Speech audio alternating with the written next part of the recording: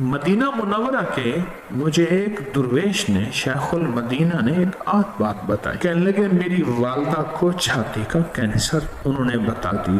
ہمیں کسی نے یہ لیمو کا عمل دیا اور یہ عمل ہم نے کیا. کہا کہ وہ بیماری کیا اس کا نشان نہ رہا. اب یہ لیمو ہاتھ میں لیں گے اور یہ عمل ہر حالت میں کیا جائے گا. اللہ کا ایک نام پڑھیں گے، پھر یہ لیمو اسی لفافے سمیت کسی سفید کپڑے میں سی کے اس کو گھر کے ایسے حصے میں جس کا کونا مغرب کی طرف بنتا ہو اس کونے میں لٹکا دیں.